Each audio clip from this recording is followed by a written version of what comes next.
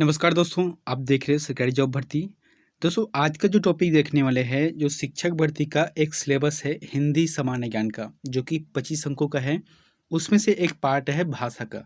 तो आज जो है भाषा का जो महत्वपूर्ण 25 वस्तुनिष्ठ प्रश्न है, उसको देखने वाले हैं। और यहाँ जो है शिक्षक भर्ती का 5वां वीडियो है। तो दोस्तों, वीडियो को मैं लगातार डाल रहा हूँ, आप जो है कंटिन्यू देखना, ठीक है। समय मुश्किल से कितना दिन बचा है, लगभग 32 या 33 दिन शायद बचा हुआ है, ठीक है। तो आपके पास जो है एक टीचर बनने के लिए सिर्फ 1 ही महीने का समय बचा है। तो अभी जो मौका है उसको अच्छे से बनाओ, यानी कि आप जो है वीडियो को पूरी तरह से देखना और अपने जो बुक है उसको भी लगातार पढ़ते रहना। दिन भर पढ़ते रहो, जब तक 1 महीना एग्ज़ाम नहीं आ जाता तब तक पढ़ते रहो, ठीक है। तो चलते हैं वीडियो की तरफ। यहाँ पर अगर चैनल पर नए हो तो चैनल को सब्सक्राइब कर देना, बेल आइकन को जरूर दबा देना और पीडीएफ को मैं टेलीग्राम चैनल पर डाल दिया हूँ, वहाँ से डाउनलोड कर लेना। चलते हैं पहला प्रश्न की ओर। यहाँ पर आप लोगों के लिए जो होमवर्क दिया था उसको देख लेते हैं कि निम्नलिखित में से क्या प्रतिभाशाली बालक का गुण नहीं है। सही जवाब आ जाएगा सुस्त मानसिक प्रक्रिया। दूसरा आंसर सही रहेगा। आज का पहला प्रश्न है, भाषा माध्यम है तो भाषा किस चीज का माध्यम है। जैसे कि मैं अभी बोल रहा हूँ, ठीक है, तो ये क्या है, भाषा है। तो ये भाषा जो है किस चीज का माध्यम है, अभिव्यक्ति का, यानी कि मेरे जो दिमाग में है मैं आप लोगों तक पहुंचा रहा हूँ, तो ये क्या है, भाषा है। अगला है, दो भाषाओं के मेल से बने शब्द कहलाते हैं। तो दो भाषाओं के मेल से शब्द को क्या कहलाता है, इसके मेल को। सही जवाब आ जाएगा संकर शब्द रहेगा। जैसे कि अलग अलग शब्दों का रहता है, जैसे कि एक है रेलगाड़ी, है ना।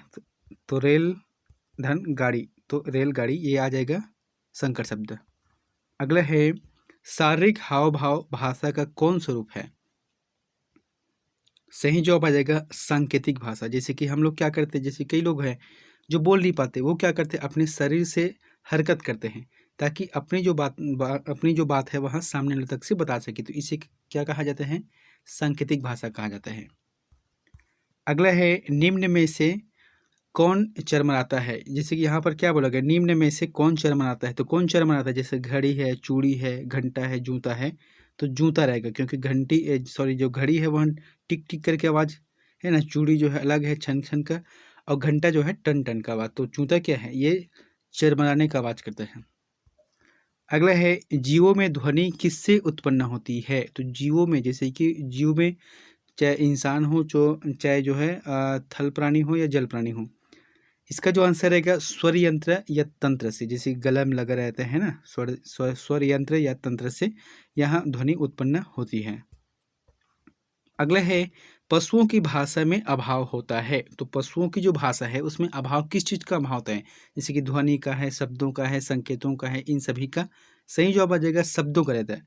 पशु जब अपने प्रवृत्ति में जो बोलते हैं उसमें शब्दों का भाव रहता है। ध्वनि तो निकालते हैं, जैसे गाय, कुत्ता, बिल्ली अपने हिसाब से ध्वनि निकालता है, लेकिन उसमें शब्द रहता है क्या, नहीं रहता।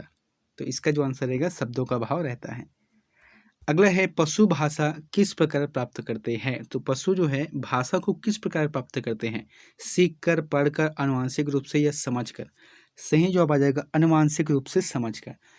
पशु न तो सीखता है, न पढ़ता है, न समझकर, वो जो है आनुवांशिक जो मिलता है आनुवांशिक रूप से उसी आधार पर वहाँ बोलता है, उनकी जो है भाषा है।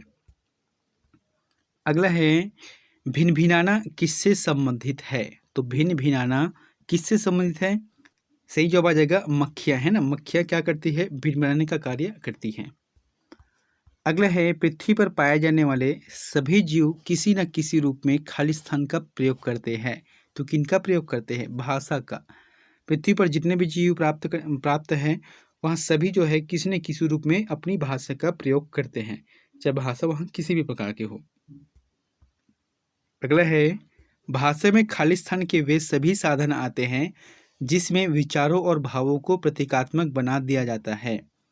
सही जवाब आ जाएगा संप्रेषण रहेगा। संप्रेषण के माध्यम से प्रतीकात्मक बना दिया जाता है। दोस्तों, आप लोगों से कहना चाहता हूँ कि इसका जो सिलेबस है 25 अंकों का है। आप सिर्फ बाल विकास तक से ही सीमित मत रहना, सभी चीज़ को देखना। इसमें जो है 25 अंकों का है, जो हिंदी के लिए है, ठीक है। तो हिंदी में जितने भी संज्ञा है, सर्वनाम है, विशेषण, मुहावरे, लोकोक्ति जितना भी है उन सभी को पढ़ना। अगला प्रश्न है, निम्न में कौन सा पशुओं की भाषा का भाग नहीं है? तो पशुओं की जो भाषा है उनका भाग कौन से नहीं, जैसे कि संकेत है, ध्वनि है, लिपि है, हाव भाव। तो लिपि नहीं है। बाकी पशु जो है संकेत करते हैं, अपने सर को हिलाकर ध्वनियाँ निकालती है, हाव भाव से अलग से यहाँ जो है प्रयोग करते हैं, लेकिन लिपि इनका प्रयोग नहीं है, इनका भाग नहीं है। अगला है, ज्ञान प्राप्ति का सर्वोत्तम साधन है। तो ज्ञान प्राप्ति का सर्वोत्तम साधन कौन सा है? सही जवाब क्या जाएगा? भाषा रहेगा, है ना। भाषा जो है किसी भी ज्ञान प्राप्ति करने का एक महत्वपूर्ण साधन है। चाहे वो भारत के अंदर आप देख सकते हो कितने भी अलग अलग प्रकार की भाषा है, तो ये क्या है, इससे जो है हम ज्ञान प्राप्त कर सकते हैं। अगला है, ओपन बुक परीक्षा का महत्वपूर्ण पहलू यहाँ है कि ओपन बुक परीक्षा मतलब आप लोगों को पता ही है, नाम से स्पष्ट है, ओपन बुक परीक्षा है, ठीक है। ऐसा परीक्षा जिसमें ओपन करके बुक लिखते हैं। एक होता है ना कि ओपन बुक के बीच बीच में खुलते रहते हैं, कि जैसे कि कोई 10वीं या 12वीं डायरेक्ट एग्ज़ाम होता है, जिन लोगों को जो लोग जैसे कि नहीं निकाल पाते एग्ज़ाम, उन लोगों के लिए रहता है। तो इसमें क्या है, जैसे कि छात्र गंभीर रहता है क्या? ओपन बुक परीक्षा में नहीं रहते। यह कक्षा में उपस्थिति बढ़ाता है तो नहीं बढ़ाता है, क्योंकि जाता ही नहीं। उसके बाद तीसरा ऑप्शन है, यह परीक्षा से संबंधित चिंताएं कम करता है। तो सही जवाब रहेगा, क्योंकि इसमें परीक्षा से संबंधित चिंता करने वाली बात ही नहीं है, क्योंकि ओपन बुक परीक्षा में ओपन करके लिखना है, ठीक है। इसलिए जो इसका आंसर रहेगा थर्ड रहेगा। अगला है, बच्चों का सक्रिय शब्दकोश किसे कहते हैं? तो बच्चों का जैसे कि सक्रिय सक्रिय मतलब जो अभी चल रहा है, लागू है, तो इसका जो आंसर रहेगा चौथा रहेगा, यानी कि जिन शब्दों का अर्थ बच्चे जानते हैं और प्रयोग करते हैं। तो बच्चे कितना शब्द भंडार रख सकता है? ज़्यादा नहीं रख सकता, तो वो क्या है, उसके सक्रिय शब्दकोश है, यानी कि जो चल रहा है वही सक्रिय शब्दकोश है, जो जानते हैं उसी का प्रयोग करते हैं। अगला है, लिखना पढ़ने से पूर्व सीखना चाहिए, यह विचार किसका है? जैसे कि एक विचार दिया गया है कि लिखना पढ़ने से पूर्व, जैसे कि हम लोग क्या करते हैं, पढ़ते हैं, तो पढ़ने से पहले क्या है, लिखना चाहिए। ये ऐसा जो विचार है लेडी मॉन्टेसरी ने दिया है, ठीक है। लेडी मॉन्टेसरी ने ऐसा विचार दिया है कि लिखना पढ़ने से पूर्व सीखना चाहिए। अगला है, बच्चे अधिक से अधिक सीखे इसके लिए गृह कार्य देने के बारे में कौन सा कथन उचित है? तो जैसे कि हमको क्या करना है, बच्चे को, जैसे कि टीचर भी करता है, बच्चे को अगर सिखाना है तो फिर गृह कार्य देते हैं कि घर से करके लाना। तो ये जो है कौन सा कथन उचित है, यहाँ पर ऑप्शन है, जैसे कि गृह कार्य देना अति आवश्यक है। दूसरा, गृह कार्य अभिभावकों को व्यस्त करने का एक उत्तम साधन है। बच्चों की क्षमता स्तर के अनुसार गृह कार्य देना चाहिए, ये जो आंसर सही रहेगा। इसमें क्या है, गृह कार्य बच्चों की जो क्षमता है, जैसे कि आज हमने जो क्लास पढ़ा है, आप उसी से संबंधित जो है उसको गृह कार्य दो, जिससे क्या है, उनके जो लिखने का क्षमता है, पढ़ने का क्षमता है, जो सीखने का जो क्षमता है, वह उसमें निहित होगा। अगला है, भाषा सीखने के लिए सबसे उपयुक्त साधन है। तो एक भाषा को सीखना है, उसका सबसे उपयुक्त साधन कौन सा है? जैसे कि सुनना, बोलना, केवल पढ़ना, अनुकरण करना। सही जवाब आ जाएगा अनुकरण करना। जैसे कि क्या होता है, अपन जैसे कि छत्तीसगढ़ के हैं, ठीक है, तो छत्तीसगढ़ के माहौल में छत्तीसगढ़ी बोलते हैं, तो घर में जो बच्चे रहते हैं वो अपने से बड़ों को देख कर सीखते हैं, और वो हमेशा के लिए छत्तीसगढ़ी ही बोलते हैं। उसको ना किसी व्याकरण की ज़रूरत है, ना किसी ग्रामर की ज़रूरत है, ठीक है, छत्तीसगढ़ी समझ गए। या कुछ ऐसे फैमिली रहते हैं जो सिर्फ इंग्लिश में ही बात करते हैं, जैसे कि तमिल वाले कैसे करते हैं, है ना, या इंग्लिश में बात करते हैं, तो बच्चे भी उसी तरीक़े से इंग्लिश में समझ जाता है। लेकिन बच्चे को जब बाद में पूछोगे उसके व्याकरण क्या है, इसमें टेंस क्या है, प्रोनाउन क्या है, इसमें उतना उतना जानने की ज़रूरत नहीं है, क्योंकि वो उसी माहौल में ढला रहता है। इसलिए कहा जाता है कि भाषा सीखने की सबसे महत्वपूर्ण चीज़ क्या है, अनुकरण करना है। यानी कि आप अपने से बड़े को देख कर जो अनुकरण करते हैं, वही सीखने का सबसे बेहतर तरीका है भाषा ज्ञान का। अगला है, अशुद्ध उच्चारण सुधारा जा सकता है। जैसे कि कोई अशुद्ध उच्चारण बार बार बोलता है, या पढ़ने में भी लगता है बार बार ये अशुद्ध उच्चारण करता है, तो इसका आंसर क्या रहेगा? सही जवाब आ जाएगा उपरोक्त तो सभी रहेगा। जैसे कि एक तो है पुनरावृत्ति करके, ठीक है, बार बार उस चीज़ को बोलना कि जो गलत हो रहा है उसको सुधारना है। दूसरा कि समानता वाले शब्दों का उच्चारण कराकर, जैसे कि हो सकता है कोई चीज़ समझ नहीं आ रहा है तो उनसे लगभग सिमिलर जो शब्द है उनका उच्चारण करना चाहिए।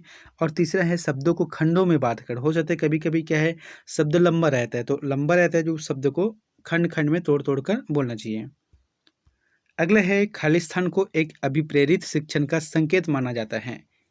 सही जवाब क्या जाएगा, विद्यार्थियों द्वारा प्रश्न पूछना। यानी कि अगर कोई टीचर क्लास में बच्चों को पढ़ा रहा है, लेकिन बच्चों अगर वहाँ से कोई बच्चे उठकर अगर प्रश्न पूछता है, इसका मतलब होता क्या है कि बच्चे जो है आप जो पढ़ा रहे हो उसके प्रति वो क्या है, वो क्या कर रहे हैं, ध्यान केंद्रित करके पढ़ाई कर रहा है, और वो जो है लगता है कि वहाँ पर अगर पूछना चाहिए समझ नहीं आ रहा है तो वो पूछ रहे हैं। इससे क्या है, बच्चों पर जो है प्रतिकूल प्रभाव पड़ता है, और यही इसका आंसर रहेगा जो कि अभिप्रेरित शिक्षण का संकेत माना जाता है। अगला है किसी भाषा में अगला है किसी बालक में भाषा विकास की दूसरी अवस्था है। तो भाषा के जो विकास है इनकी दूसरी अवस्था कौन सी है, जैसे कि यहाँ पर सही जवाब आ जाएगा शब्द भंडार का निर्माण करना, है ना, शब्द भंडार का निर्माण करना। जैसे कि कवि लोग रहते हैं, ठीक है, उन लोगों के पास जो है शब्दों का भंडार रहता है, इसलिए जो है बहुत ही अच्छी अच्छी जो शब्द है उसका प्रयोग करते हैं, और हम लोग जो है साधारण तौर पे अच्छे से नहीं कर पाते हैं। इसलिए जो है जैसे कि हिंदी व्याकरण रहता है, तो इसमें जो है संपूर्ण ज्ञान अगर कर लेते हो तो आपके पास जो है शब्द भंडार का मात्रा जरूर बढ़ जाएगा।